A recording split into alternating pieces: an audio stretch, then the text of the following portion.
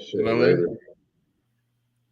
I have a strong indication.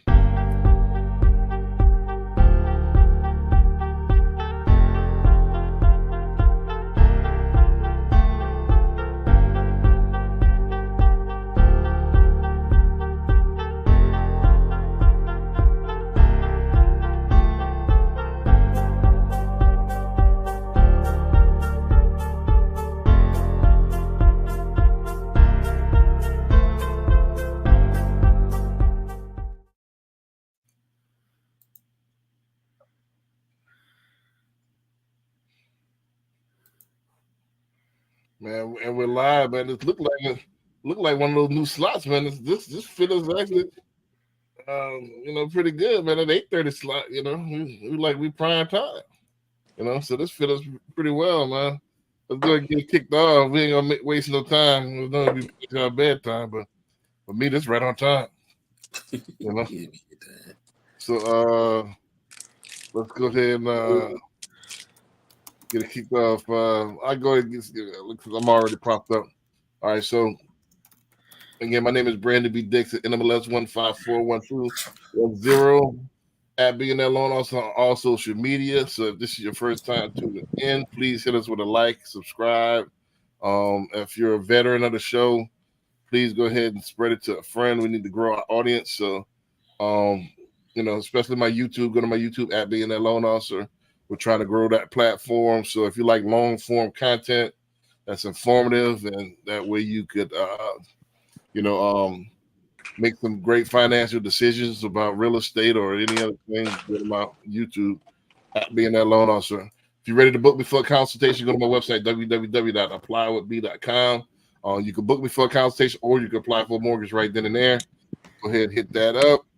You can call me 832-775-8357 if you're trying to get a mortgage. So hit me 24/7 as long as it's about business. Also, www.brandonbdixon.com. I'm also a luxury agent. So you trying to list, you trying to invest, you trying to buy a home, go ahead, hit me up right there as well. Last but not least, CLC Investment Club. If you trying to mitigate your risk, you're trying to get into real estate investment and you don't want to get into it alone, but you want to dump some money at it, want to see the ropes and see how it goes, and that way you got to make some learn and earn. CLCinvestmentclub.com. All right, so CJ, I got you propped up. All right, what's up, everybody? CJ, the realtor here in Houston, Texas. Follow me on social media at CJ Sales Texas, CJSELLSTX. And of course, check out the website, greenwoodrealtytx.com, if you want to know what's available on the market, if you want to know what your home is worth, or if you're an agent looking for more information about other brokerages, we got you covered at greenwoodrealtytx.com. Also check out the YouTube channel, CJ the Realtor, where we have our Lux Tour, Home Tours Lux Edition, showing you some of the luxury homes in Houston and surrounding areas. And we're also doing some other videos where we're highlighting local businesses and other things too. So go on there, give me a subscribe, all the good stuff with the license there. Comment, let me know what you think on that too. And of course, we give back with our mentorship program. So the Mansa Academy, where we teach our young men knowledge of self-improvement and entrepreneurship. So if you want to learn more and donate, go to themansahacademy.org. All right, Barry B, I got you propped up. Hey, this is Barry B, real estate agent here in Houston. If you're looking to buy, sell, or invest in the Houston and surrounding areas, you can go to homesbybarryb.com. You can put Homes by Barry B in Google, and all my social media platforms come up. I'm on Facebook, YouTube channel, TikTok, Instagram. My number is 832-786-1270. So let's give me a call and let's talk about your goals for the year. Gotcha. All right, Hyman, I got you. You got that secret garden voice on. All right. Hyman with H&L Premier Realty, here to help you with your investing needs. If you have any questions, feel free to reach out to me at 832-235-0985. Thank you so much. Gotcha. All right. Yeah, it did sound like Quiet Storm. Right. You know, yeah, the Quiet Storm voice. Man, coming to you next up on the cruise. Yeah, you know. But yeah, that used to be the days back in the days we used to listen to radio. Oh yeah. So Last Storm. Oh yeah. Quiet Storm. We had a DJ called Papa Smurf. Yeah, DJ Papa Smurf. You know, FM 98. Let's go ahead and get it started, man. We ain't gonna waste no time today with an introduction or anything like that. Let's go ahead. I got quite a few clips today, so let's go ahead and let's go ahead and get it started. I found, first of all, this is a throwback. I was talking about this clip about a month ago, and I finally found it. Let's start off with this one right here, and then we just get the brief discussion going about this. But this is the one, the Vanilla Ice one I was talking about. Let's go ahead and get that started. This is a true story. You haven't seen some of the houses you own? Never. And I buy them because I buy tax auctions. I buy tax liens. So I don't buy normal MLS or anything that you're going to see on Zillow. There's nothing on the computer that I'm going to be buying. I buy them below the appraised value, way below. And everybody would if they could, but they can't because they don't know my tactic. My tactic is to hire an attorney. And my attorney goes to the courthouse. He finds out that day what tax liens in the whole county or anywhere I want to buy a home is, and he'll give them to me. You owe me a $5,000 retainer, whether you buy a house or not. I don't care what you do with this information. I woke up and got my coffee and went here and got it for you. Now you do it. And I go on there and I go, oh my God, look at these houses. I don't need to see them. I don't need to drive by them. Don't need to even care. And I own so many houses that I've never seen because all I need to see is what is the appraised value of that house and what am I buying it for? Holy shit, I'm buying it for half of the appraised value. I just made money. You do real estate, you understand that. It's when you buy a house that's worth $1 million and you pay $500,000 for it. That's what I do. I make money on my houses before I even fix them up, when I buy them. The reason I buy my houses, some of them I've never even seen.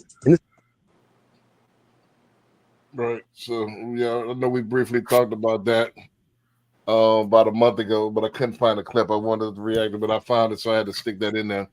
But before I found the next clip, I wanted to comment, man. I mean, I think I use Hyman words. That's a solid strategy. If you got a lot of money, I mean, you can't lose. I mean, I don't think unless you got a nuclear, bomb or something reaction or something like that, most of the time real estate is gonna go up, not down. Tax liens are tricky though, man. Tax liens are very tricky. It sounds pretty simple, but what you're doing is you're buying the lien that the county is about to put on the house before it goes to the auction, right? And so what they want to do is they want to try to get as many people to purchase these liens at a cheaper price to allow the homeowner to still stay in there. But as soon as they don't make that payment or they set up a payment plan or whatever, they still have somebody on the hook who can still come in. They've bought most of the lien and they still getting paid. It's an excellent strategy for the county. As far as an investor, if you're able to actually take the property over, it's solid. But if the homeowner never defaults on that, then you're just holding a somewhat of a note that you don't get paid on. If that makes sense. Right, but would it be a good? I know Patrick's not coming on tonight. I don't know if he's sick or what, but wouldn't it be a solid strategy to park money, for the tax benefits and everything like that? If you had a bunch of money, to own a lien that is not really paying a dividend. If you got a bunch of money that you just gotta hoping that you can say, well, I wrote this off because I bought this lien that's not doing anything or something like that, there could be a benefit there. But as far as an investment strategy to make money, no. Because there's a 50-50 chance that they could come back and get the house and you just own a lien that you can't really go in and take over. Yeah, I was thinking it was like kind of being used to offset like taxes owed. It's like when you can depreciate those houses that you just bought or the property you bought. Right. But the issue is that the county is selling that lien. That doesn't mean that they're collecting on the lien. They don't own the house. They just own that lien that eventually they're hoping that that homeowner will default. Well, I'm thinking he's talking about one he in default, like buying a house that for like you said that's worth $1 million for $500,000. If it's already in default, then he's just buying tax sales. So Right. tax liens and tax sales, two totally Right. different things. Yeah, I think he's buying tax sales. Sale, perfect. Yeah. Right. That He's makes buying sense. tax sales, not tax lien, because he But got a the cash. lien, no, you know what I'm saying? You're hedging your bet. Right. No, this is something different. This is a dude that's filthy rich. He ain't. I think tax for the difference for the audience that don't know, there's lists that you could buy from the county, and you could pay their back taxes, and you hoping that they default. That's something different. If you don't, you at least make the interest on your money. That's tax liens. Tax sales is he like you said, he hires a lawyer. Lawyer gets the list from the county, and these are the ones that's that's about to default. And he just buys them without even looking at them. And that's a solid strategy because now he's owned these particular properties for half the value, and he already got 50% equity in them, and he ain't did nothing to them yet. So now you can, like you said, you can appreciate the taxes. He got all kind of tax write-offs. And he got all the equity that eventually, you could go ahead and fix it up, or you can go and sell. You got plenty of money. You just really doubled your money. Man, and if you buy it strategically, right in the halfway of where there might be expansion, or the government, the city is talking about doing some revitalization, they'll pay you for it because they're going to eminent domain it. Right. I think that's a solid strategy if you got a bunch of money. If you got a bunch of money, as opposed to what a party. Yeah, where you're not. It's not in the bank where it's only getting point. Even the rich folks get like on a CD or something like that. You only gonna get like nowadays 1%. Right now, since the inflation, you might get 3-4%, but you ain't gonna get that mean flip. That's 100% flip. You'll never get a mean flip from the bank. Yeah, you never gonna. So you buying the tax price. If I had the price, that's a mean flip. That's a mean flip. You ain't doing nothing, and the tax benefit. Barry, we'll say you. Yeah, I mean, I think that the tax sale is more a little bit better than that tax lien. I've received some things about tax liens, and that's something that I don't know too much about the tax. Well, I know that it's like you say, you're basically buying the lien that the county is putting on it. But yeah, I mean, if you can buy the home for 50% of what it's worth, then that's. I mean, like you say, you can just sit it there and you still gonna make money. Exactly. You just solid. But the thing is, you're gonna have to have money. Like you say, you buying a $1 million house that you're gonna buy for $500,000. Yeah, you gotta have that money. Yeah, you're talking about somebody. But you can't do it everywhere though, because if you get like buying property where in a city where everybody's leaving. This depends. If you could get even in Detroit, if I could get a house for $10,000 right now, and this worth 20, you don't think y'all just sit on that thing and wait? Eventually, it's gonna be a whole lot of eventually. You're gonna be waiting. Depending on where it is in Detroit, you're gonna be waiting. You're gonna be waiting. The residential market in Detroit, he's right. You still can go buy a house for $10,000 to $20,000 at the tax sales, but you're not gonna sell it. You're just gonna put a housing tenant in it and just let it rock and let it ride. Just let it ride. That's it. That's about it. Because the idea, I think, that's gonna appreciate so much. Now you're not gonna get that much appreciation as you would in any major city, but you do get that beautiful cash flow of for $20,000. You put a Section 8 or a housing tenant there for $1,000. Right. In 2 years, you got your money back. By the third year, your deposit is livable at $10K though. Say what? Is it livable at $10K? Yeah, like at $10K, can you even live in the spotlight? Like, is it happening? I think I had a guy, a friend of mine who's from up that way, who actually owns some stuff up there, and those little houses, what we call shotguns here, 2-bedroom, 1-bath. You know what I'm saying? You're gonna dump probably another 30 back into it. So actually, you're gonna be in for $50,000. Yeah, I don't think he's putting nothing into it. He is buying and it's sitting on it. Right, it's sitting on it. Yeah, But you don't. You can have better uses for $10,000 than just letting it sit on some dirt like that. Right. Because you're still paying I taxes. mean, you find some dirt in a tray, you might be able to just sit on that. Right. But Here, yeah, but eventually, in Detroit, no. I Yeah, think that's what I'm Detroit saying. eventually gonna come back. You I can't think do that's it one in of- every city. Yeah, I think Detroit is one of those that's eventually gonna come back. I think them going to be about to go to Super Bowl, and that's this one spot. Eventually, they're gonna come back. I don't say the same thing about Indiana or something like that, Gary, Indiana or something like that. But I think Detroit one of them cities because it's right next to Canada. That eventually come back. How long is eventually though? It might not be in our lifetime, but that's the point. Yeah, Right. that's the point. Like he I'm got like, enough it's bread. good to be next to Canada, but you need a passport to go over there now. Right. Like back in the day, you could just hit that tunnel. Right. So, but either way, I think it's a solid strategy. I think we're getting too much in the weeds, but if it's in a major city, which I think he's probably in California somewhere, and you just buying them. Mm-hmm. Hey, Yeah, you can buy it for half the appraised Yeah. value. Yeah, You like can't say, lose. you No, making gotta money. do something in California. I'm gonna do a post. I'm gonna do a post in the next couple of days because California and Florida. I don't know if y'all notice how many Florida tags you see in Houston right now, Right. but California and Florida, they got like insurance companies dropping people left and right. Right. But we knew that. We knew Yeah, Florida they've been coming was from in trouble Cali for for a the while. last few years. Yeah, but now they're doing Florida too. But So now okay, you got because of all California those and Florida storms? moving to Texas. Heavy. Right. Well, it's So getting so you can buy expensive. in California, but then when you try to flip or build something and somebody got to get homeowners insurance and can't get it, then what you gonna do? I think that's the just to be honest, I think that's more of the middle class, lower middle class people that's getting squeezed out.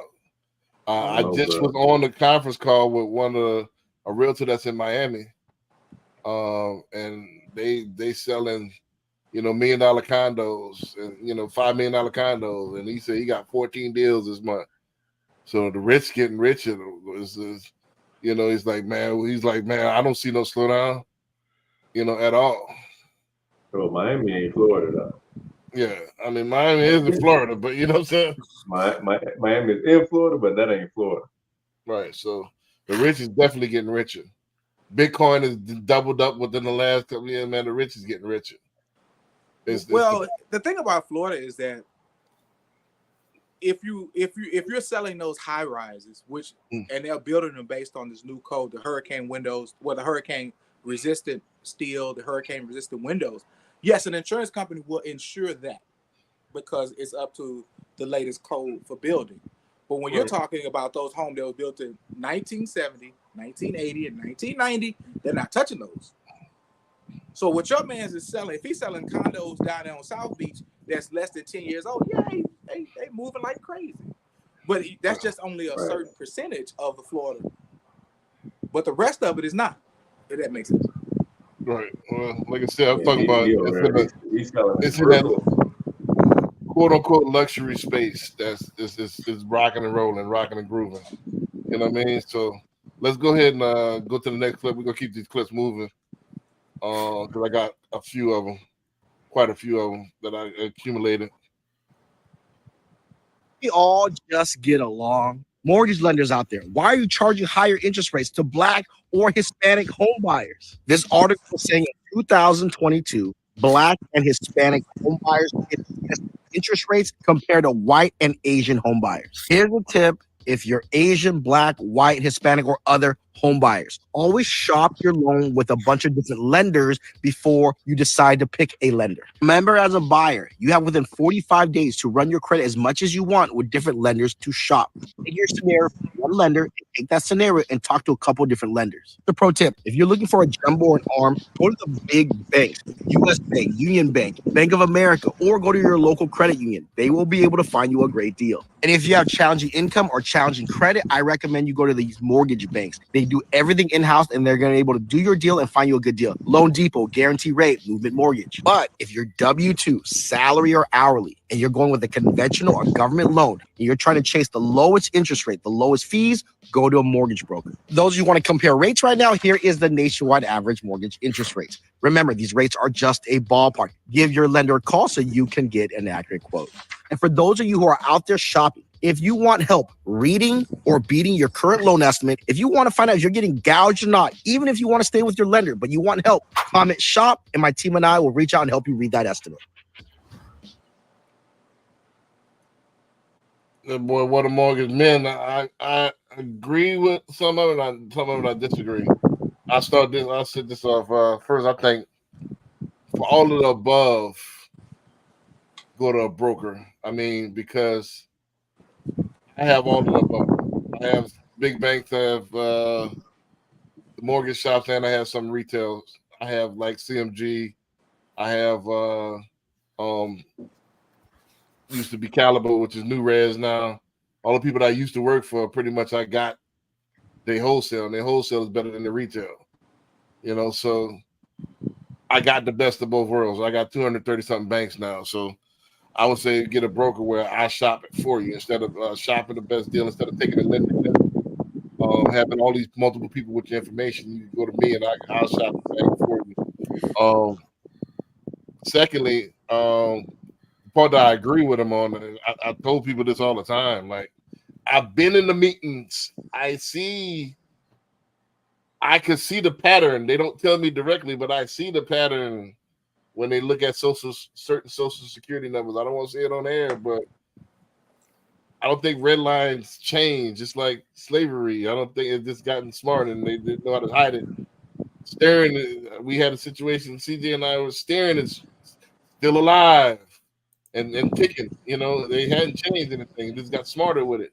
All the stuff that they try to outlaw and try to make like such good predatory lending, they still alive and kicking.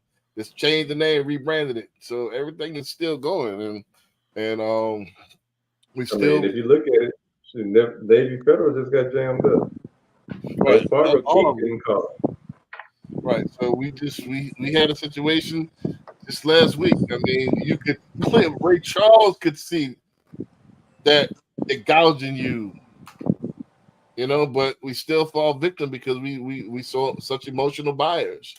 You know, we don't logically think, and I'll put a greater good. And then we don't put our foot down. We don't band together. It's nothing gonna be done because we got what's had the more impact? Me slapping somebody like this or coming like this and striking somebody. We don't have this.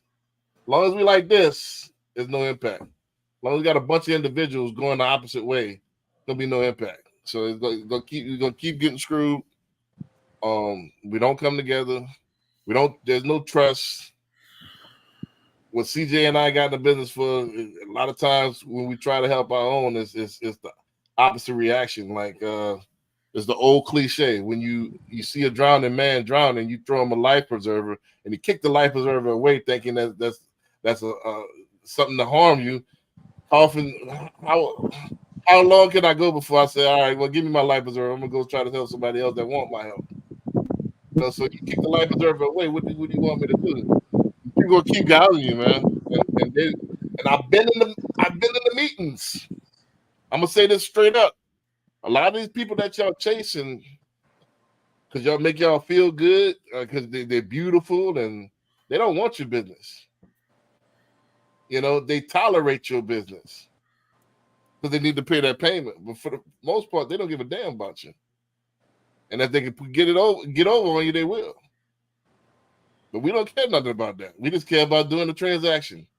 It's stupid. I'm gonna say it straight up. And people like that, man, you just can't help. Y'all, people, they got to at some time be principle over profit. At some point in our lifetime, we're gonna have to take a stand. Are we still gonna continue to be the laughing stock? We're gonna have to think long term, man. Is we gonna do this for the greater good, or are we gonna just try to survive transaction? Every transaction counts. Every snap of the ball, every swing of the bat, all this count. You think it don't count, it does. So we're gonna keep being the laughing stock, or we're gonna start putting on our big boy britches and big girl britches and start really playing the game how it's supposed to and try to compete. as on a global sense. So we're gonna keep being where we've been. We're gonna keep getting bent over, and let's keep it all the way 100. We don't. Let's keep it all the way. No Vaseline. I talked to some of my friends that's high up. I mean, on the socioeconomic totem pole, and they asked me about, I mean, I just got to tell them, like, we just asleep at the wheel, we just asleep, I don't get it, but it is what it is. We change. They said, I think it was Shaka Zulu. Wasn't it Shaka Zulu said, how you catch a monkey? You give him a shiny object and a distraction. You know what I'm saying? And you can walk up on a monkey. Mm-hmm. You know what I mean? What do they take a shiny object, you throw it in the hole, and then you walk away. And the shiny, the monkey goes curiosity, he gonna try to grab it, and the hole is too small for him to pull his fist out. Mm-hmm. You know what I mean? So you get stuck. And so instead of letting the shiny object go and running away, you can just walk up on the monkey and put the net over him. You caught him. Yeah. Well, he started out the video and he was talking about how they do black people and Hispanic. It's one of those, you already know where this is going. This, like you say, this is not new. Yep. It's a whole mentality. And it's not just in homes. I'm gonna tell you, I had a friend once that was a car salesman, and he says the same thing. When black people come, certain minorities come in to buy a new car, that shiny stuff is what they're looking at. And he was talking about how these certain salesmen, when the people drive off the lot, they're sitting there laughing at them, how much they done got them. Right. I mean, so it's not just with homes. I mean, it's a whole mentality. This is a fact. Like I've been on the inside. Don't forget, I could blend in. You know what I'm saying? I can blend in very well. Believe it or not. You know what I mean? Mm-hmm.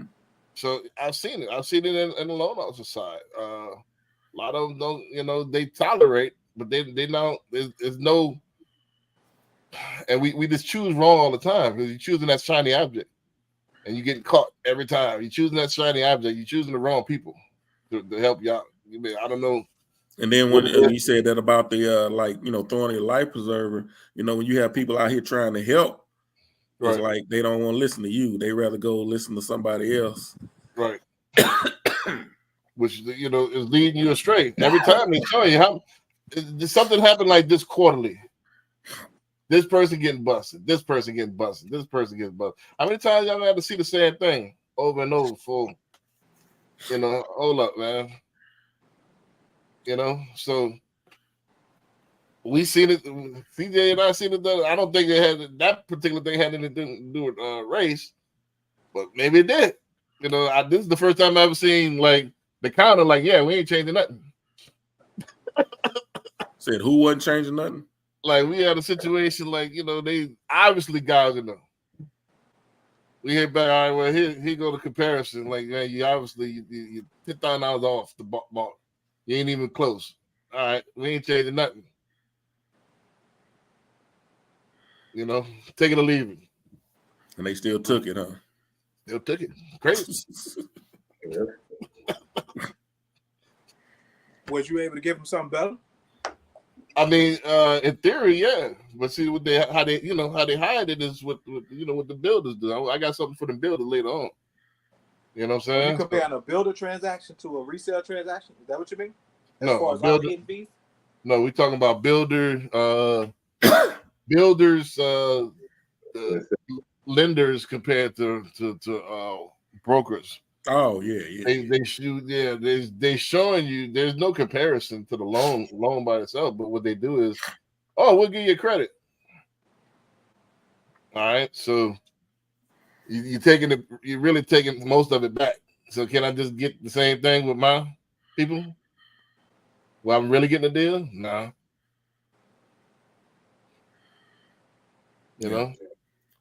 So well, I mean, a lot of that they get. Well, You know, that's another conversation. But those builders, I mean, they getting them on, you know, not coming out of their pocket.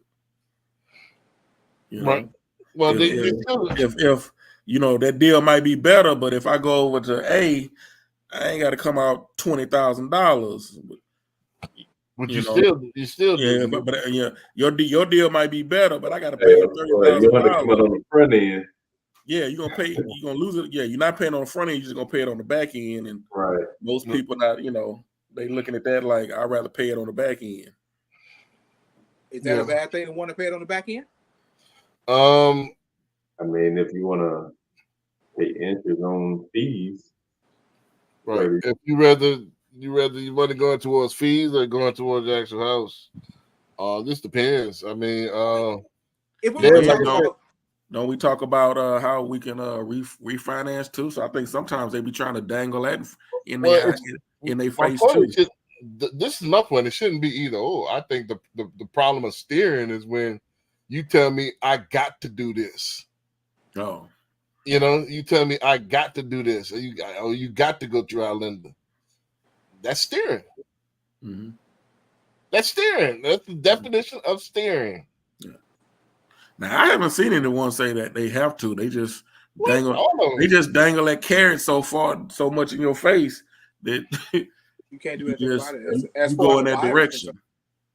Right. So my thing is, all right, you showing me I exposed your hand that the deal that you supposedly give me ain't really a good a deal as I thought. So all right, well, give me a good deal. This is negotiation. Give me a good deal.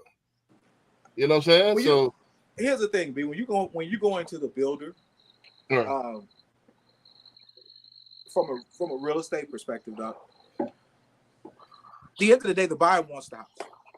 If that's the shiny carrot, if that's the silver thing that they're trying to keep in their hands and they won't let it go, so they can be free to go get a better opportunity. If the builder offers you $10,000 worth of credits, whether you use them on upgrades or use them towards your closing costs, for a buyer, that's a solid opportunity versus going anywhere else and you, like CJ said, you still got to come out of pocket $20,000. Knowing that you're only gonna stop right there. Let's take that same scenario. And out that $10,000 that they give you, we sure that 8 is really going towards paying the fees. True. And all you really getting is 2. But that's okay. Here's the thing: when you talk about those fees, that's less fees that got to come out the bank account. No, but these fees are junk fees. I don't disagree about the builder's fees that they charge for whatever reason that they charge them for. I don't disagree with none of that. What we saying is, all right, instead of giving me 10, give me 5, and let me get a real deal. That way I can net better. You can net better what?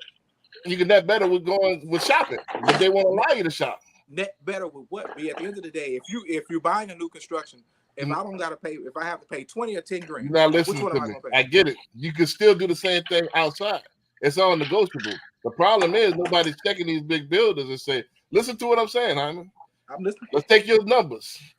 I'm getting $10,000 in fees, right? I'm getting $10,000 for closing costs. All right, and I found out that 8,000. I'm looking back to back on it. 8,000 of it is junk, so I'm only netting 2.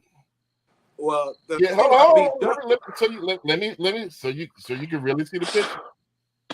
I got another deal on the table. So give me 5. Don't give me 10. Give me 5. Let me go with my own lender. That way I'm at least getting 5. Now we can't do that. Bullshit. Walk. You just walk. That's it. And at the end of the day, does the buyer want to walk? And they're like, nah, I like the house. All right. But now you see how they cheating though. That's steering. This is not coming from a real estate perspective. All the boys and girls out there, this is not coming from the lender. This is coming from the seller. Look, and the seller is the builder. Not coming from the lender. They're trying to make you compete with the lender, like it's apples to apples. Apples to apples would be 10,000 here, 10,000 there. That's apples to apples. So it's not coming from me. A 10,000 fee is not coming from me. It's coming from the seller. The seller's discriminating on who they're giving this credit to. and it's forcing you to take a bad deal. But they technically got the right to it. Huh? They'll still sell you the house. But you just Yeah, think they'll it's still sell you the house. You don't have to go through that No, limit. but they showing you that they're not allowing you to shop. They're not playing fair. They're not playing fair. What you gonna do? I mean, That's what I said. What I said, analogy. Is this more powerful or is this more powerful? We used to the abuse. Ain't nothing gonna change. Mm-hmm. You know, so we keep on falling for it. It's gonna keep on happening. You know, it is what it is. You know, so that's what I'm saying. Unless we get together, lobby legislation or something like that, they're gonna keep screwing us. You know, it is what it is. Yeah. You know, so let's go to the next one. Anybody else got anything on this? I mean, we keep seeing the same thing quarterly. Navy, if it's not Navy's Federal, it's Wells Fargo. If not Wells Fargo, it's Bank of America. Who next? We see the same thing over and over. Yeah, that's not gonna change. That's and not gonna change until we change it. You know, so we used to the abuse. Now, while I'm on this dude page, man, I'm giving men a little some shine today. This is what right up Hyman's alley. Let's go ahead and talk about this, man. Uh-oh, what we got? Yeah, give me what you got for a poach out. No longer pay commissions to buyers agents at all, which means home buyers are about to get screwed, especially first-time home buyers, because if sellers are no longer paying for the buyer's agent, who is? The home buyer. So does the home buyer just have an extra 3% or whatever that agent is charging to pay out of their pocket? Probably not, especially first-time home buyers. So this will dramatically hurt home buyers. Yes, buyer's agents are going to get hurt because home buyers are going to get screwed. So the government has shown they're really, really good about not paying attention to unintended consequences. This is a problem. Sellers should no longer pay commissions to buyers agents at all, which means home buyers are about to get screwed. All right, so yeah, you know, tell them about Barry B. Tell them about Barry B. Tell them how to buy. You know what? Tell them how you're supposed to get paid, Barry. When I think this come on, could Barry, be. Don't be scared. No, I'm trying to see how I want to put it. The seller, and we all know that the seller is paying it, but if the seller, I think on the HUD, it says, you know, ABC, you know, this money going to ABC Realtor, this money going to DEF. Why can't the TREC come up with a document that says ABC is paying DEF this amount? Because I think that's where that confusion comes in. Because if you look at the HUD, it says seller paying listing, seller paying buyer. And I don't understand why TREC, because when I saw that at the beginning, you know, my years of doing this, and I'm like, that doesn't, to me, it doesn't make sense for it to be on there like that. I think TREC should have an actual document from the listing agent to the buyer's agent, like the agreement between brokers for leases. Mm-hmm. Yeah. And then on the HUD, it would say John Doe's paying ABC listing company $10,000, and now the listing agent ABC would have a document saying quote unquote percent or quote unquote amount goes to DEF. It's already on there though. No, it's not. Not like that. No, but it says it. It they says they got a checkbox on the ABV for selling. Right. Yeah, but it shows as the seller's paying to two different ones instead. I mean, the agreement between brokers form has it on there. You can check off if it's being sold, who gets what. It has it on there. But is that on the HUD? That's not on the HUD but though. it might not show up on the HUD that way though. You know, you're old school right now. You know they ain't call that thing the HUD in about And 6 see, 7 years. that's what the customer's seeing. The customer's seeing the HUD. So the customer's saying, "Hey, I ain't paying John Doe For all anything." the new people that don't know what the HUD is, that's a closing this closing. Oh, okay, I'm sorry. Right. Yeah, you old school with it, man. They ain't call that thing in the HUD in a minute. You know what I mean. The closing document. Right. But now let me dip my 2 cents in real quick. I mean, first of all, this for the boys and girls that don't understand, our audience, they're talking about changing the laws. The Department of Justice ain't got involved now. They're trying to eliminate, which is stupid. They're trying to eliminate the buyer's commission. Ain't eliminated it. Well, they're trying to eliminate the set up front. The seller paying it. The seller paying it, which they're gonna pay it for anyway, but that don't make any sense. They did shuffling the paperwork, but it ain't no law though. TJ, tell him, man, don't be scared, man. No, it's agreed upon in the listing Man, agreement. go ahead and bust it down, dog. The seller gets to decide what he wants to pay the listing broker. Right. We all know this. I mean, and they also get to decide how much they pay the buying broker. Right. We all know this. So but it's not too much like right though. We talking about no laws that say who got to pay who. It's agreed upon in the agreement. Right. If they don't want to pay it, then you can say they don't want to pay it. Right. Right. Now, as a buyer's agent, that sounds too much like right though. But the thing is, as a buyer's agent, if you ain't communicating to your buyer, there's a possibility that you may have to pay me, and that's on you. Because in your buyer's rep agreement, you put in there, this is my fee. I'm getting paid from somebody, but this is my fee. So it's up to you as a buyer to determine whether or not it's going to be you or the seller. And if it's not this wasn't the clip I wanted to play, by the way. Say what? This wasn't the clip I wanted to play. It's something to that effect. If I find it later, I'll play it. But he broke it down a little bit better.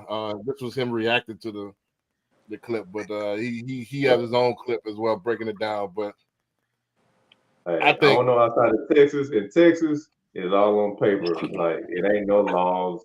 Nobody got to do anything. So you decide as a seller, as a buyer, like it's all on paper.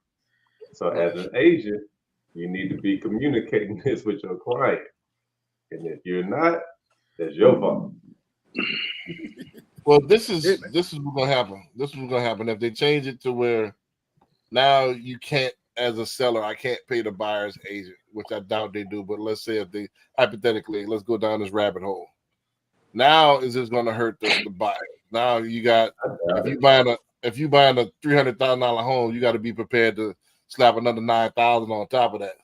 You know, which most people are already struggling to pay just their down payment and stuff like that. So, or 6 to 9, or you're gonna have a bunch of people that's gonna be trying to be flat fears. Like they got the flat earthers, you're gonna have the flat fears, coming out here. So a bunch of people gonna be flat fee, and it's gonna be garbage. And then when they start, I think these lenders gonna get creative and they're gonna start letting them roll it into the loan. Well, that's until that happens. But I'm just this is all hypothetical. This ain't hypothetical. This is true. This is really what's going on. I got a listing I can show you right now. I can show you one of mine. Right, but let me finish this statement, then y'all can go ahead and chime in. But I think you're gonna have the decline of representation on that side, and then once it gets that bad, then they're gonna try to switch the laws back. Because if you don't have I think it's gonna get bad. They shooting themselves in the foot. I'm entertaining their line of thought. If this what they want, it's gonna get what you pay for.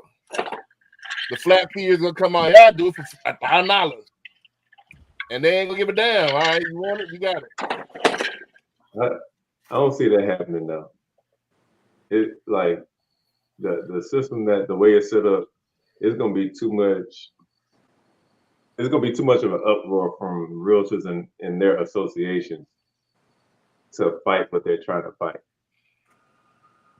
I think it's going to be too much. They're going to have to reevaluate and come up with a different way of doing it. And I see NAR is kind of like, so I don't know if y'all seen the realtors on here.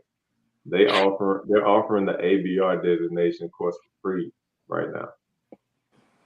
Really? To teach you what? To teach you something to say, well, look, this is how much they're paying. This is how much I make. How do you feel about that? That it's going to teach these buyer agents how to communicate with the buyer. But here's the thing. My issue with it is stop separating buyer's agent and listing agent. At the end of the day, at some point, we're going to be buyer's agent. At some point, we're going to be listing agents. We have to understand that how you going to get paid. Or I'm going to say it like this. How I get paid, I have a fee structure. Period. I have one. And at some point, agents will have to learn how to identify a fee structure for their business, even if they're coming out of a fee base or a commission split. Agents, we have to understand how to justify and how to identify how much our time is worth. Yeah. Period. And I can put it out there. I have a flat fee, right? Right, but you do a deal with me. Hey, it's gonna cost you $5,000 off the rip. No matter what. You're forgetting about the bottom feeders. I can't worry about the bottom feeders. But the bottom feeders, they won't be able to provide enough value, so they're gonna die off. But see, the people don't care. People still buy 99-cent cheeseburgers. I ain't got no problem with you buying. When you buy in the house and you find out this person don't know how to negotiate, they don't know how to fill out the forms properly, they're messing up on stuff because you want to get a low fee person. Don't forget that McDonald's has on the side of the window that this food may cause cancer. Cigarette has a clear sign on every packet that, hey, you smoke this, you're gonna die. People don't care. You know why? Do you know why a hamburger can be 99 cents? Because it's not really a hamburger. Okay. If it's not real ground beef, right? Right. So for an agent who knows, well, look, to do this type of transaction, it's only going to take this amount of time and this amount of effort. All right, I can do it for that because I know for a fact that if I'm representing a buyer, I know I'm only going to show them probably 3 or 4 houses. Before I get in the car, I'm going to find out exactly what they need and what they don't need, make sure they're qualified, make sure they understand what's going to happen. At that moment, what I have learned, once I created my fee structure, I realized, like, look, everybody's not going to get everything from me based on the fact that if you can't afford what I do at the highest level, okay, I can do A, B, and C for you for this amount. How do you feel about that? If you're okay with that, I'm okay with that. But Hyman, your clientele is different than the average agent too. Well, yeah, you're right. You're very much right. My clientele is different from the average agent. But when I do get an average person, I do tell them the same thing. Hey, I do have a flat fee. My flat fee is $5,000. Can you handle that? They say, can't handle that. I get it. No harm, no foul. Right. On to the next. Yeah, but what happens when not you per se? We're talking in general. Let's take the personal out of it. But but as agents, you have to understand that you gotta know what your value is, and you have to have levels of value that you're presenting. I get the 99-cent hamburger is a great example. You're not getting real ground beef. So okay, I'm not getting real ground beef. I'm not getting the Five Guys burger. I'm not getting the gourmet burger from Vic and Anthony's. I'm getting a 99-cent burger from McDonald's. That's to be expected. But this is the problem. Five Guys, when I go into, don't have no line. McDonald's have a line 24/7. 24/7. So as a business, here's it. As a business owner, because that's what we are.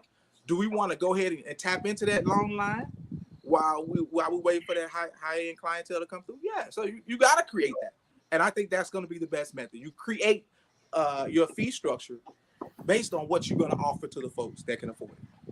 But also that do that. They have a minimum. You pay this amount, I'm gonna do A, B. And that's you pay this amount, I'll do A, B, C. You do this, I'll do A, B, C, D for this amount. Which one you want? Right. Hey, but Alberta around the corner, she do everything for $1,000. What you gonna go see Alberta? Ain't got no problem. Right. Alberta. All right, and when what's it called? That what's the name of that light company, man? You got many. You got Reliant? Jetsla, you got TXU. Reliant, you when got I Reliant. ain't gonna knock it. Hey man, they went to Alberta, man. So I can't pay this month because they all went to Alberta. Now what?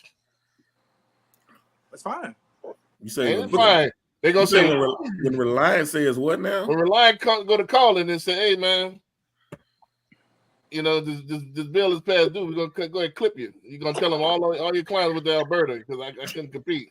All of them not going. Yeah. It's a long line for that name that's in Burger, but it's not everybody. As realtors, it's our job to show clients what our value is. Right. Yep. So you can show them all you want. Some people cheat. You know what I'm saying? And that's okay. But here's the thing. That's you okay. get what you pay for. Just let them. Hey, you get what you pay for. We sell. All right. Let's take this argument. Let me stop that right here. Now we talk about this. Now flip this on the lending side. Now you see what we're talking about.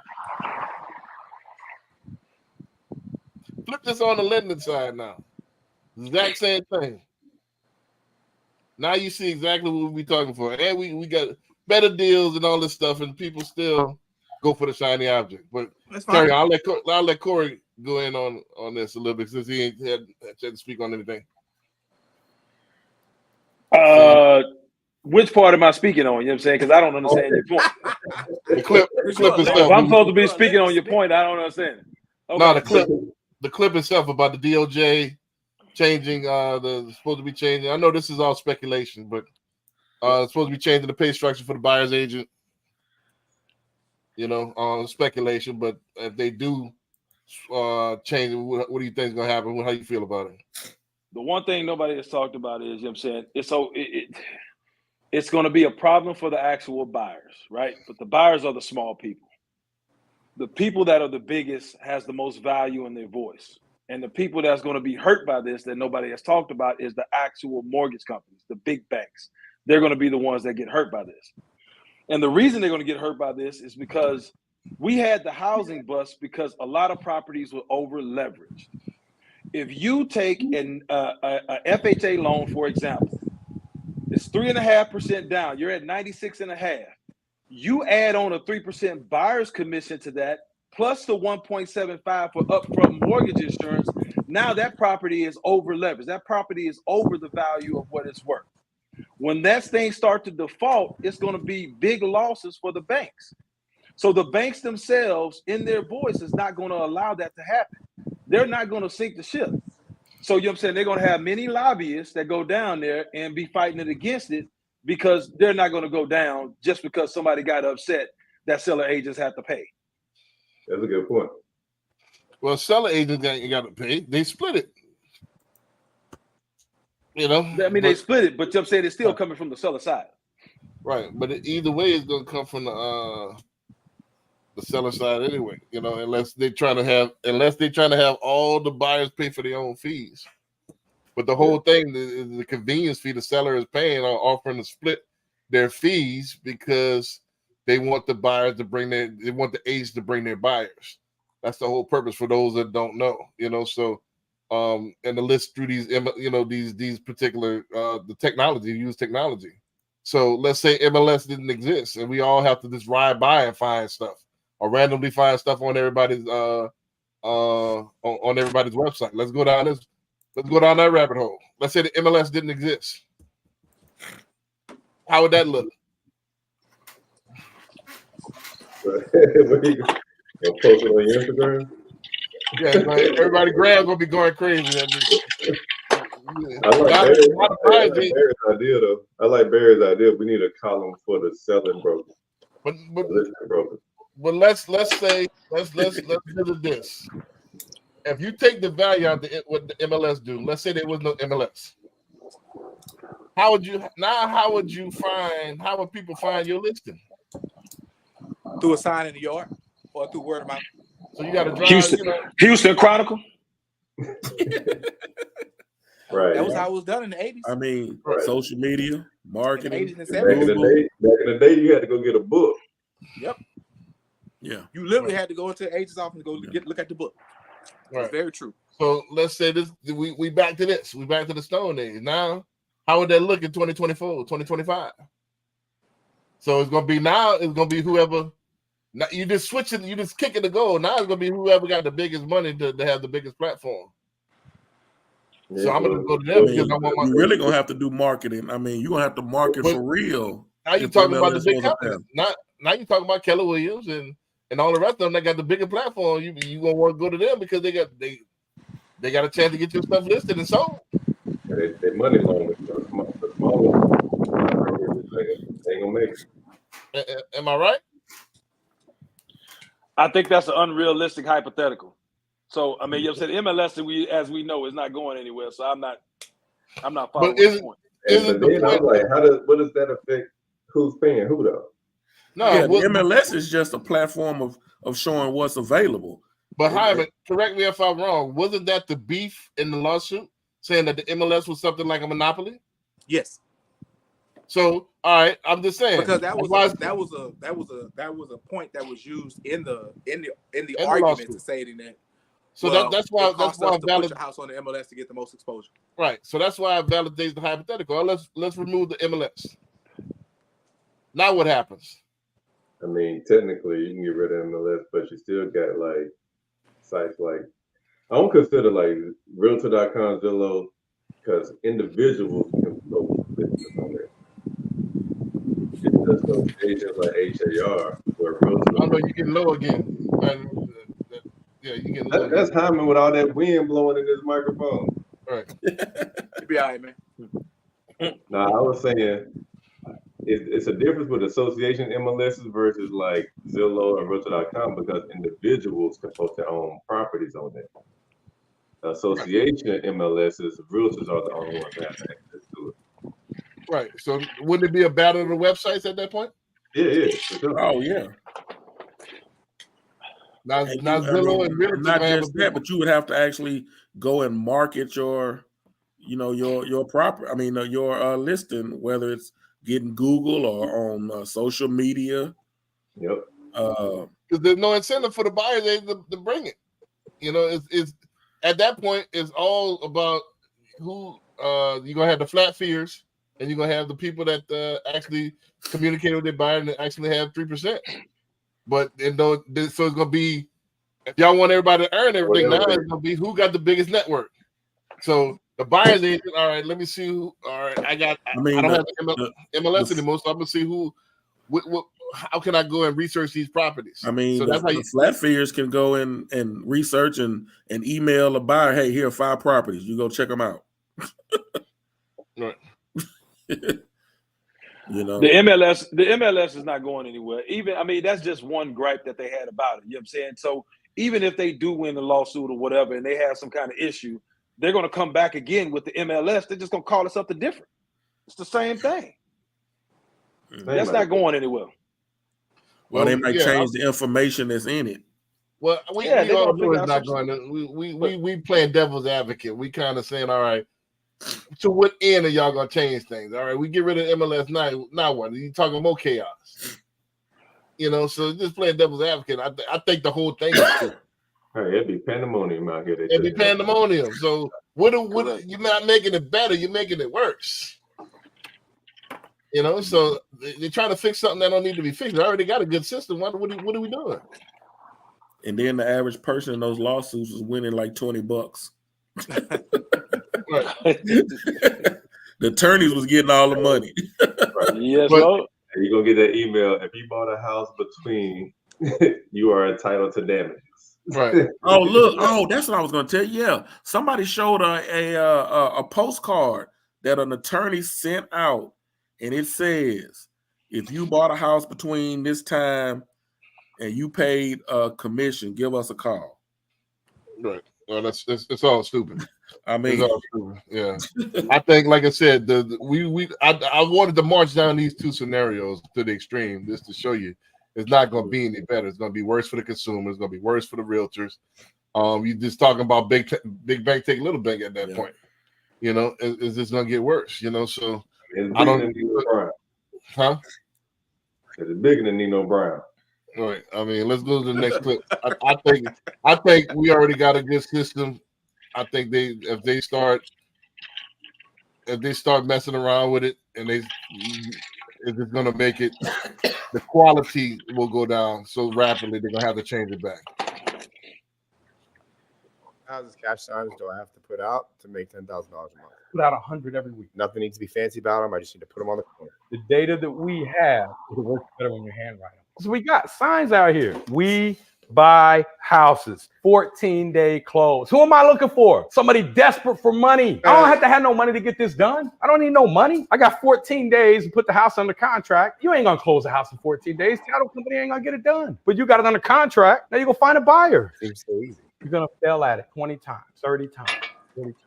You may get lucky in your first time, you knock it out of the park. People give up on themselves and go to work every day for somebody else. I have no idea what that looks like. Fortunate for me, I have 4 felonies by the time I was 22. McDonald's wouldn't even give me a job. You're gonna go out here and you're gonna work hard your whole life for somebody else or for yourself. You do it for yourself, you'll end up wealthy. You do it for somebody else, they'll end up wealthy.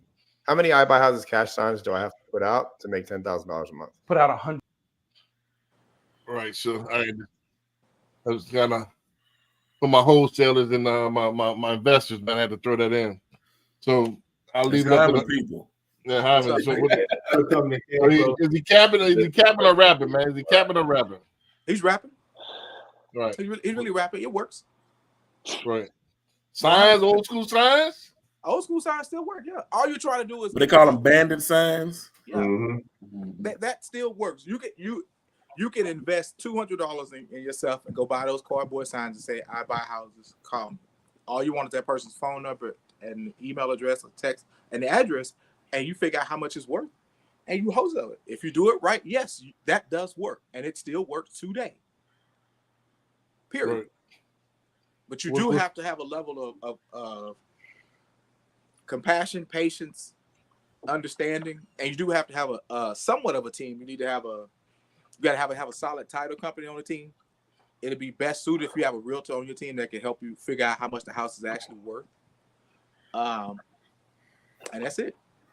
But yes, bandit sign still works. Yeah, I see them everywhere. They still work though. Mm-hmm. Especially if you got, like you said, if you got felonies and all the other stuff. Yeah, go on get started in that right there. Mm-hmm. Right. And they also have driving for dollars, where you can drive around, and there's an app where, like, if you put the address in, I think you can find the owner, a phone number, and stuff like that. That driving for dollars situation was an anomaly back 5-10 years ago, and that because of all the technology that's needed to find out who the true owner is not as relevant as a person calling you and saying, "My grandmother's house, me and my family got my grandmother's house, we need to sell it." And you're gonna deal with a bunch of BS through that process, but nevertheless, it's a solid deal that you can make some money on. Okay, it's way better if they call you versus you trying to call them. Yeah, because they're asking you for help, and you're there to help them. Right. Anybody else want to chime in on that before I go in? I found out I got my clip loaded now, so. The issue with wholesalers now, man, is that it's so many of them out there and they just don't know what the hell they're doing. Right. And it's making it hard to say, well, either you can say, well, the best line is "Oh yeah, I'm an investor." So now you gotta have a damn near script or at least 10 questions to ask the investor, so if they truly know what the hell they're doing, or they just listen, they went to a seminar, or they watched enough YouTube videos to say what they know, and you be like, okay, yeah, you have no idea what the hell you're doing. I'm not gonna take your house or your deal serious enough to even put any effort into it. Or like, come on, man. Like you said, Harvey, you have to be compassionate. Yeah, you gotta show compassion because some of them might be going through something, and you can't be just coming in there trying to. If they think you in there just trying to get over on them, you know. Most definitely, man. Especially when it comes down to Big Mama house and you got an auntie and an uncle and a second cousin who think they know everything. Yeah, you're in trouble, man. You gotta understand how to deal with folks. I think he's kind of doing a little both. I think he's doing a little bit of cap, a little bit of rapping. I think he's not showing the whole picture. Like from that meme, like you got a whole bunch of stuff other than signs that you're gonna need to do. I think the main important thing with wholesalers is your network. You ain't got a network. I don't give a damn how many signs you put out. You got to have the network to get that thing sold. I mean, this is what it is. You gotta have a network. You know, Not necessarily. Buyers list. If you're All right, speaking so of a buyers list, that's kind of irrelevant now, because when you come down to wholesalers and when I talk to wholesalers, they tell me they have a buyers list. I have to ask this: okay, how many people on that buyers list actually have bought a property from you in the past 6 months? And if they like, well, I'm like, okay, nobody's buying off your buyers list. I need to know, who do you have that you know that can buy this house right now? If it ain't you, it's called a network. And I want to talk to them. It's called a network. You just described the network. Well, if you want to talk about a buyer's list, I guess my network is mighty small. I only got like 3 people who I know I can buy a house right now. Yeah, that's what I said. Go to your network. So how he's painting it is, I can come off the street with 4 felonies, invest $200 to give me some signs, and then I can jump into this game. That's how it sounds to me. Is that not what I just seen? That's how it sounds, but it can work like that. All you do is pretty much how it is. It's that simple. I mean, all it just takes is one time and you on. But so they're missing the point of how you gonna get the thing sold. If I got people calling, I want to go ahead and list my house. I want to go ahead and get my house sold to you. All right, now go on. He didn't tell the full story. He didn't tell the full story. I don't think it's capped. But do they ever tell the full story? Right. The link it's in not the bio, because it's the bait. Exactly. Bio. The link in the bio. Check out my free video. That's gonna lead to my $10,000 course. That's the way it goes. He didn't say all that. He just said he made it seem like I could go in and get some signs. But you gotta understand, these some videos under a minute. They can't tell you the whole process in under a minute though. Well, say that. Well, they got other stuff to it. We'll find out and hit me up to find out the rest of it. Say that. Make a disclaimer. That's why I said it's a little bit of both. I think he capping a little bit on that to make it seem like it's just that easy. Effort and signs, you can make you no. You got to have a network. Period. You got to have a network. You got to know what you're doing. You either got to have a network or you got to know where to find a buyer. Exactly. You know, that's it. And that's AKA network. You know what I'm saying? It all boils down back to the network. Not necessarily. It's not really, because this is the thing. If you got a deal, investors are going to want to jump on that deal. You can go to meetup.com and go to any investor meetup, and you go to that meetup, they have actual opportunities for people to go up and explain their deal. So if you go up and explain your deal, and somebody like I actually go, no way. When you're talking about it's networking, but it's not your network. You're just going to meet a bunch of random people who say they invest. So hold on, B Dix. You're moving the goalpost again. You're talking about network of knowing people. You're talking about network of knowing people. I'm talking about going to an actual meetup and actually talking to a stranger. That stranger is not in your network. If that stranger buys your deal, that's not in your network. That's called networking. Oh God. You keep moving that goalpost. You keep moving that goalpost, B. Keep moving that goalpost. Networking. Is that not the point you was trying to make? The point you was trying to make was talking about somebody in your Rolodex. The point you was trying to make was talking about somebody in your Rolodex, B. Now you want to switch it, but that's okay. I'll let you have it. If that helps you sleep at night. I said one word. That helps you sleep at night. Network. You just describing the same thing. It's not the same thing. No, it's not really. Hey man, next video. Amen. Am I on Mars? B Dick's over here wrong as 2 left shoes, and he's sitting over here moving it over. Wow! Backwards. Wow! Is that not networking? Yeah, it's meetup.com, not a networking site. You right, B. It's networking. Next video. Wow, bro. Like you right, B. You right, B. Next video. Wow. What? I'm speechless. Wow. Oh man. Really? I just gotta call it out, man. Like, man, you just be disagreeing. Disagree. Hey, look. I'll say it again. You know what I'm saying? Just in case you didn't hear me the first time. You right, B. Next video.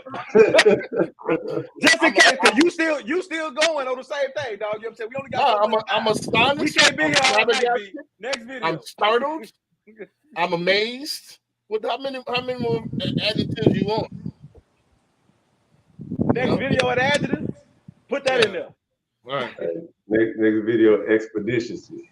Yeah, Please. That's crazy. So I'm gonna say what you just said in a different way. All right, cool. Costa Rica's become the new Switzerland of the Western world. The government here wants investment and wants you here spending your money here. Ergo, they will not cooperate with the IRS or Canada Revenue Agency or any of the other collection agencies, that's what they are, in Australia and the United Kingdom. Your money is safe here. The best thing you can do is come to Costa Rica, move all your wealth here so that nobody can touch it. That includes Canada Revenue and the IRS. Even if they get judgments against you and you get court orders demanding that you pay, you don't have to tell anybody you've got a bank account here. You don't have to tell anybody you've got a corporate property here. It's not going to be divulged by the Costa Rican government, any of those governments, because Costa Rica has decided not to cooperate with the World Economic Forum and NAFTA. So this would be the time for you to move all your wealth out of Canada and the United States, United Kingdom.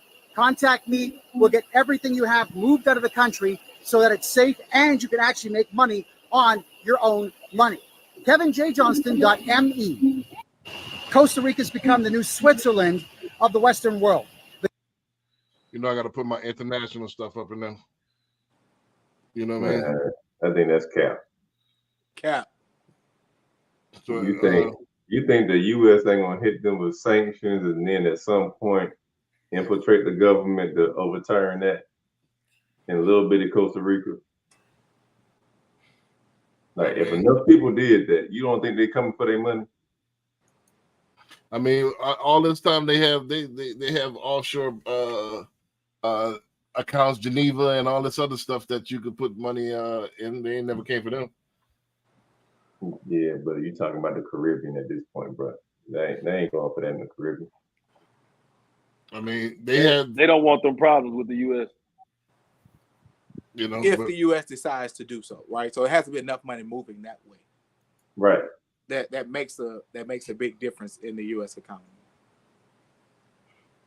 My concern is that he said you can make money on top of your money. Does Costa Rica use the U.S. currency, or they have their own currency? They have their own. They have their own. If they Yeah. have their own, is their currency still the same value as ours? Is less? Not 1-to-1. Definitely gonna be good. That's why people relocate to Costa Rica. That cost of living is so much less. Right. I got my favorite clip. Agreed. I got two of my favorite clips at the end. Well, I got three more, but my two favorite clips at the end real fast. But this was a real quick one, man. I just wanted to put that out there. I just want to always throw some internationalism out there, you know, for this to, I think it's getting more global year by year as technology get in. But so I'm thinking on a global basis, man. I think, you know, if it's not Costa Rica, there's other other places that you could throw money in. The rich do it all the time, you know. So I'm thinking globally. That's all I got to say about that one. You got to think long term too, though. Right. And looking at property in Costa Rica, a lot of people talk about Costa Rica. I think it's too close. I like Thailand. I like Asia. You know, so Thailand. I'm looking at a couple other, Bali and all the rest of them. You know, so but anybody else? I got three more. So just because a dude take a video in front of a stream don't mean he in Costa Rica telling you. Well, he was really talking about. If you look at his shirt, he really Canadian.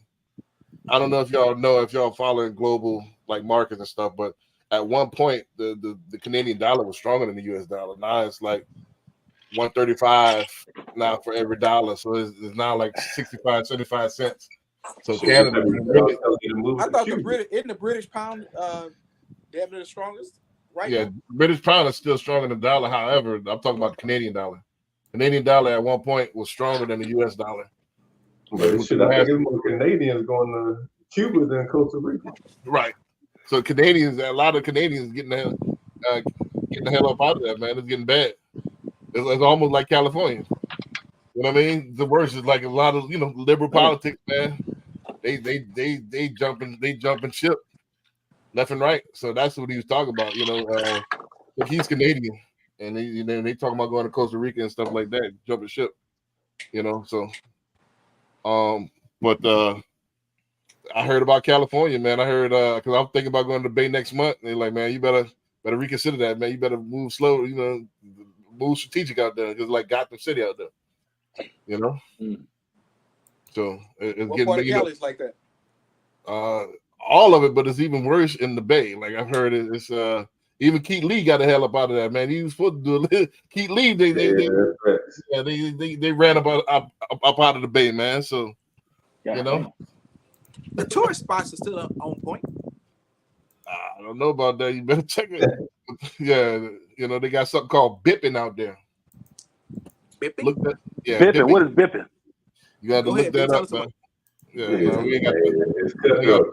Yeah, we ain't got time right now, but it's bad out there. Let's just say that. Let's go to the next clip. I can't go to San Francisco. Oh, that's terrible. You can go. You go. You guys tell me about bipping and ripping.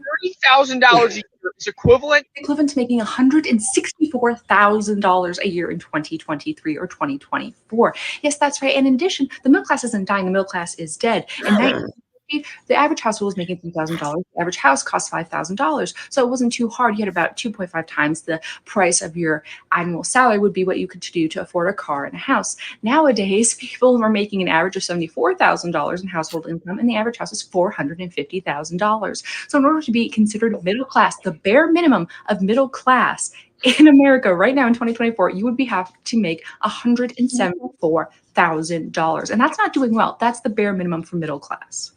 In 1983, making $30,000.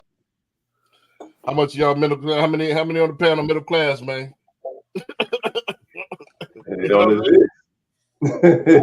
See, I think the problem is we still got these 1990 prices in our head, man.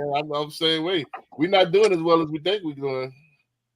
You know, 170,000 is middle class now. Don't forget, man. You know, you got $20 chicken sandwiches. You know, according to what? Yeah, I was getting ready to say, where she getting this 170 something thousand? 170 California, maybe. No. Yeah, we're talking about national average of the cost of national goods. Average, yeah. Yeah, we're talking about the cost of goods. But I mean, middle class in New York and middle class in Houston is two totally different things. You want me to run the video back? I can. No, I want you to find a million videos where somebody can say what they want to say. Exactly. I call it cap.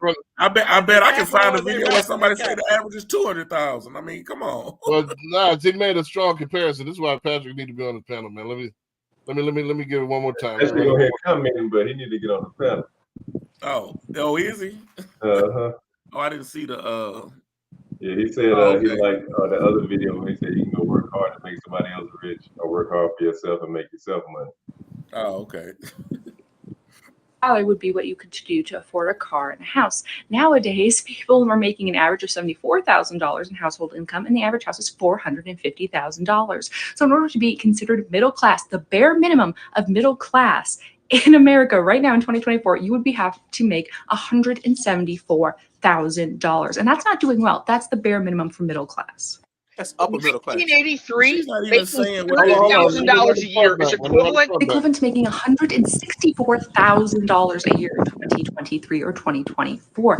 Yes, that's right. And in addition, the middle class isn't dying; the middle class is dead. In 1950, the average household was making $3,000. The average house cost $5,000. So it wasn't too hard. You had about 2.5 times the price of your annual salary would be what you could do to afford a car and a house. Nowadays, people are making an average of $74,000 in household income, and the average house is $450,000. So in order to be considered middle class. Now do you understand you're doing the cost of good comparison? I mean, are y'all following me? Are y'all tracking? I'm really not, because she says 74,000. She's saying the average is making 74,000. Then she jumps and says, well, the average middle class, a bare minimum is 175,000. So where the extra 100,000 comes from? Let's take it back. I see y'all was in room 9. I see a room 9. Look at a lot of room 9 people on the panel. You know what I'm saying? So she's doing the average cost of goods comparison. 1950, the average cost of a house was $5,000. So the average salary for the American household was $3,000. So it take you 2.5 years 2.5 years of your salary was the equivalent of buying a house. So if you use that same formula and compare it to nowadays, where the middle salary now is $74,000, and the average price, this is on a nationwide scale, is $450,000.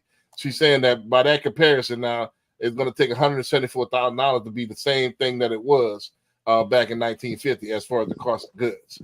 Are y'all following me? Yes. So she's just taking the 74,000 and doing 2.5 times. No, it's going to actually cost more than that. You're saying the 74,000 is the average right now, but it needs to be 174 if you're going to compare it to what it was in 1950, 75 years ago.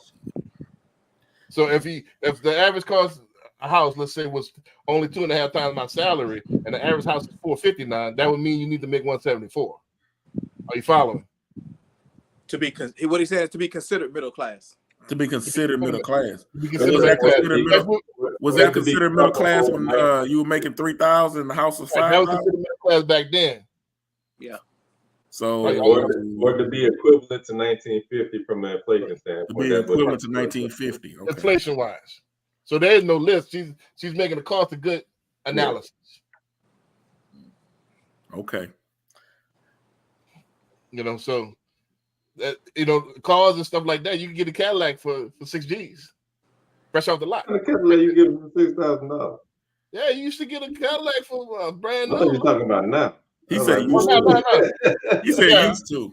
Yeah, so used to. So I'm talking about the cost of goods comparison to your salary is what she's saying.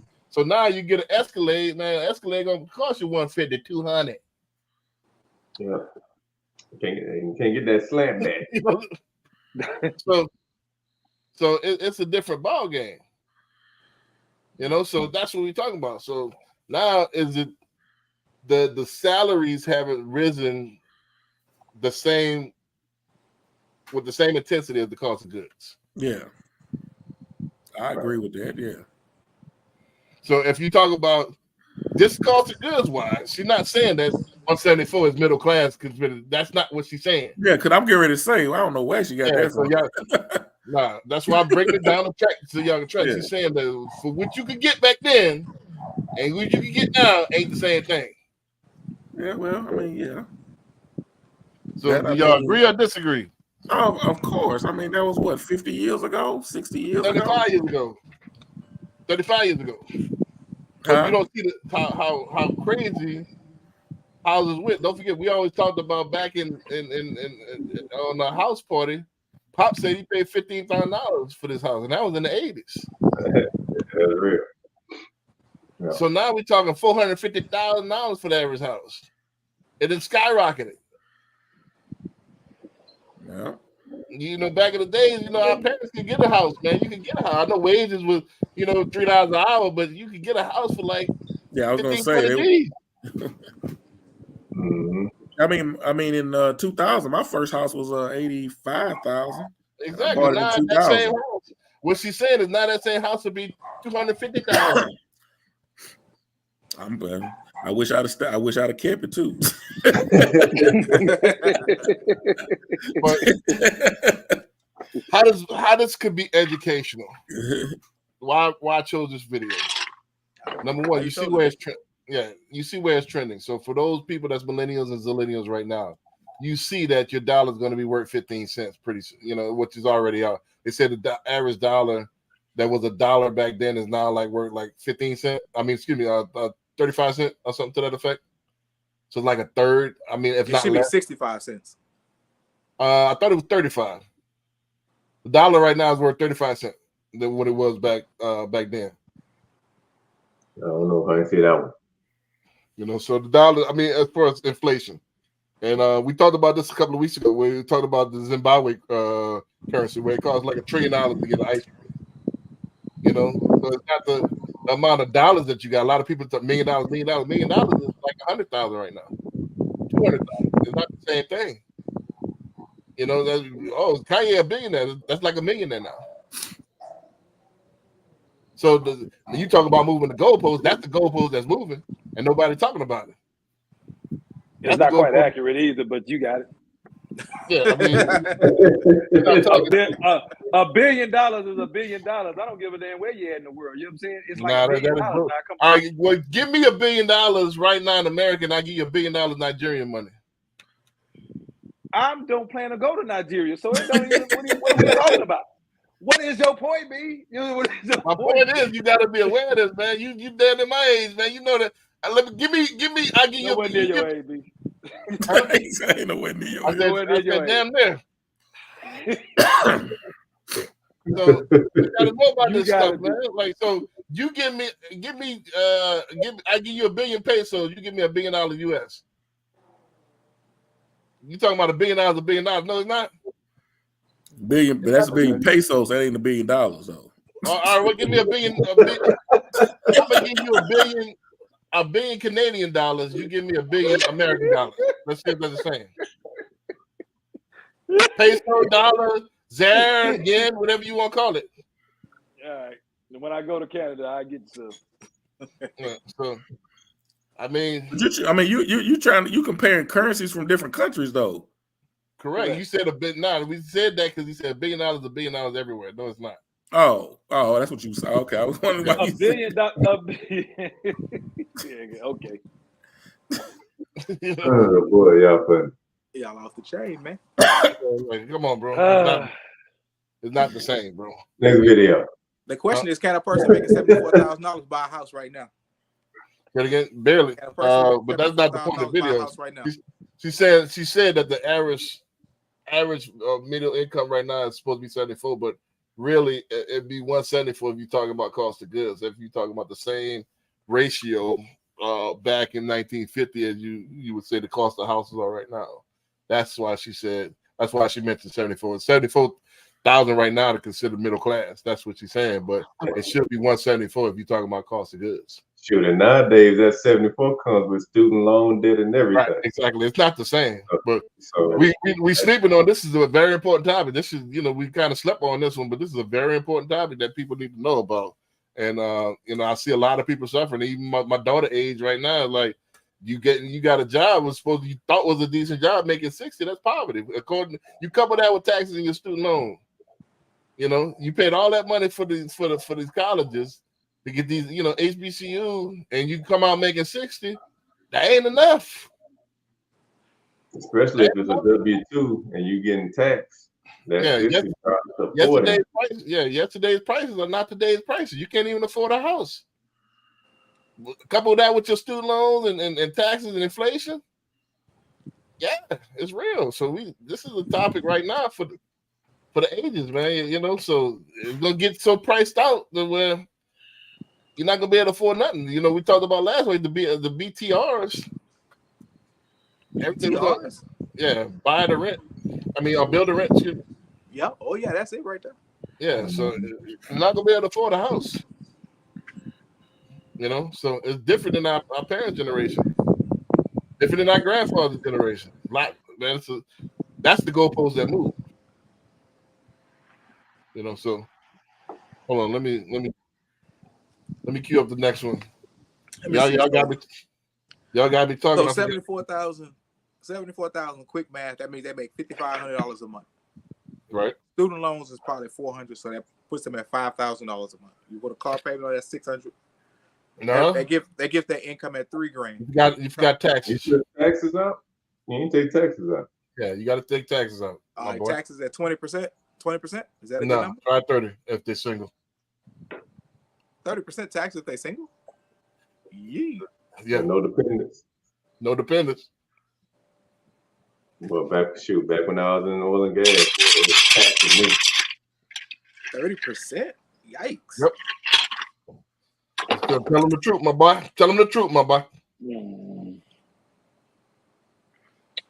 So that puts them at 52,000. It puts them at $4,000. Right. Now take out the student loan. Student loan is $400. That's if they pay them and they will put them in deferment forever. But you can't be deferment no more than a year. Let's tell them the truth. Tell them the truth. Should know. How long can you be in deferment? After you out of school, how long can you be in deferment? After you done? I don't know. Forever. Come on. Next clip. 3,900 Knock car it payment. off. What the average car payment might So be we don't have to $600. pay these student loans back. That's what you're telling me. Credit You card got debt, it. $500. You got any student loans, B? I paid it off. Well, then you don't know. Go talk to somebody that got some student loans. Stop talking about what you think you know and you don't know. Go talk to somebody that got some student loans, B. God damn. You gonna tell me you can't defend it, you got no student loans? Now we get A person that ridiculous. makes Stop $74,000. So now we can defer student loans indefinitely. Knock it off. Hey, lock him up. Joe said he gonna wipe them student loan debts out of there. He been wiping them out. He get ready to send another round to wipe them out. Boy. So a person who makes $74,000 actually can purchase a home because they have an income of $2,800 a month. That's before buying. Hey, that's before paying for somewhere to live. Right. So let's from the lending side, they don't count rent and utilities and shit like that, right? This is how are you calculating this? All right, so 52,000 is left, right? Yeah. Now I say 74 can't afford a home, yes. But most likely, let's talk Texas. Texas is more like 60. That's what I'm talking about. Right. So 60, you got a problem. 55, you got a problem. 74, you might be there. You know? Why is that? It's a big difference. Let's calculate 55. Let's calculate 55 for that. I know for sure. Go ahead and do the same numbers on 55. Why are we doing 55 when the median income is 74,000? That's nationwide, bro. Here in Houston, it's still at. No. It's about 55 to 60. No. Don't forget, nationwide includes LA and New York. All right. In Chicago. I'm nine, bro. I'm nine. Don't have to, you know what I'm saying? But this, right. run it. Yeah, bro, trust me, we do this all the time. I do this all the time, at least. We'll do. Yeah, so do it on 55, and we'll so we can show the people. 55 will put you at $3,600 a month. Okay. All right. That So puts you at 20. That puts you at 22. 22 what? $2,200 income. After your student loan and car payment. And I did it $500 for your credit cards. What about the you said car insurance, you got the student loan. How much of student loans you putting in there? $400. $400 a month? Yep. Okay. Car payment was $600, and I did $500 for what kind of car they gonna get for $600? I don't know, man. You know, I'm not trying to say that. I'm not trying to say they driving the Benz. I'm just saying they drive a little car that's $600, man. All right. So I said that's more like the car my daughter got, a Fiat or something like that. Something like that. So that's at $2,200. That's doable. So 2,200, yeah. Doable. That's if they have, and you took out the taxes as well. Yep. Right. So this is how I calculate it. You know, They can go get. Here's the thing, B. Here's that one thing you hate the most. They're gonna get a new construction from MI Homes. Yes, I was getting ready to say that, Hyman. I know it. The very He thing. hates to hear it. He hates to hear this part. But the reason why they go to those places, because you can go get a brand new home for $250 with all the rebates that they gonna give you. Get the plain Jane and take that little $10,000. That's fake money they put into it. It's affordable to them. No, this is what I got. This is how I come up with it. Got in Columbus. Check this out. This is how I calculate 55,000 a year. So you stop me from loading up this new clip. Divided by 12 is 54. Divided by 12 is 55. Excuse me, 45.83 a month. Yeah. You divide that by 2. That's your 50% debt to income ratio. That's 22.91. 50%, 57. Don't you mean? That's FHA. So give or take. Yeah, that's true. Give or take about $2,300 a month. Let's give you that. So $2,300 a month minus the $600 car note. I'll give you the $600 car note. $400 student loans, at 0.5%. Now we're down to $1,300. Credit card. Let's say they got they're gonna need, for a good credit score, they're gonna need probably like $100, $150 in credit card debt, minimum payments. You know what I mean? So let's take $150 out. So that's $1,150. What house can you afford for $1,150 right now? Nothing. Exactly. That's my point. That's how I let me help let me help bring some light to this thing right here. You know what I'm saying? Here we go. Just to kind of help when we're talking about the salary. Now, Let him we play, ain't y'all. we ain't just play. we ain't just spitballing shit out our ass. You know what I'm saying? So if I look this up, according to the Austin American Statesman, the average Texas salary in Texas is $68,744. Oh, I got more. We are the 12th highest paid state on average out of the country. So when you just spitballing 40 and 55 and all this other stuff, all I'm saying is, why don't you do your research? That's all I'm saying. All right, let's take 68. That's closer to 74. We surely in now at 68. We in like Flynn. Yeah, so 68, you should be in there. But I'm talking about teachers and stuff like that. Where I see that's 55 to 60. The formula that is used most of the time. There's no teacher that makes $60,000 anymore, B. Well, no. I just all did teachers one. have gotten a 3 to 5% raise over the past 2 years. Okay, 3 to 5% of 60,000 is how much? Nah, it just depends on what the individual. What do you mean now?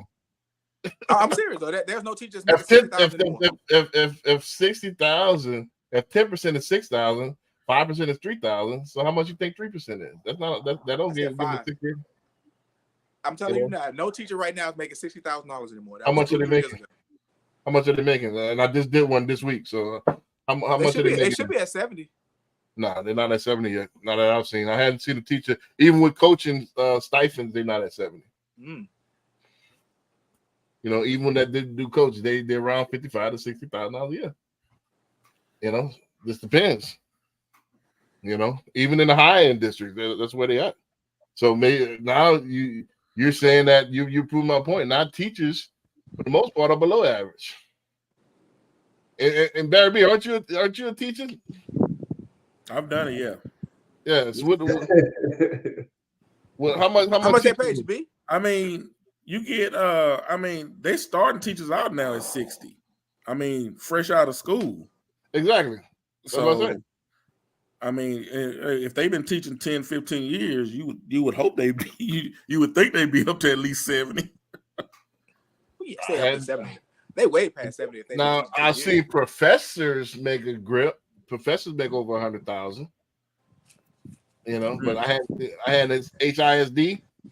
No. Oh, they don't pay nobody. That's why they having the problems they have.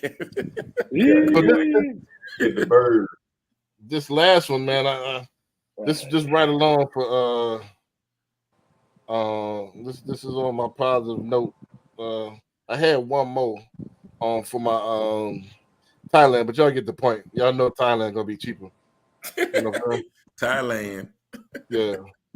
Then y'all know Thailand gonna be cheaper, you know. So I kind of reiterated the point, but let's go ahead and end this on a positive note. Hold on a second. I got this one. I had to. I felt this so much I had to redo this one right here. All right, let's roll on this. But you know, it is what it is, man. This is the story of my life right here. You know what I mean? Brian T said, "Is this a Jamaica real estate chat?" Yeah. I thought he asking, right? Well, 5 reasons people hate you as a chosen one. Number 1, because they see what they can't see in themselves. It's not about your physical appearance, but rather what you carry inside. Number 2, because your dominant presence makes you stand out without even trying.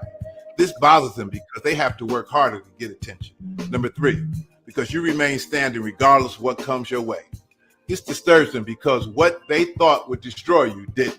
Number 4, because you are the chosen one, God himself is causing them to hate you. It's a sign of God's confirmation when you experience hate, especially from unexpected sources, your family, friends, and loved ones. Number 5, because you're likable. They may try to ruin your reputation by spreading lies about you, but people still like you despite their efforts. They are bothered by the fact that you are not chosen by yourself, but rather was chosen by God. Remember that if you are one of the chosen ones, you will face rejection, hatred, and suffering. This is the price you have to pay for being chosen. Don't be discouraged by the hate and rejection you face. Instead, you can use it as a sign of confirmation that you are on the right path. But one may ask, but why do I have to suffer? Tell me right now, any chosen person you know who has never experienced hate, rejection, or suffering. Can't. And that is because to whom much is given, much is expected. Let's rebuild it. Man, ain't too much need to be said after that, man. We can go ahead and wrap it up, man. You can mic drop that. With that, man, you can say peace, man. We'll see y'all next week. All right. See you. Peace.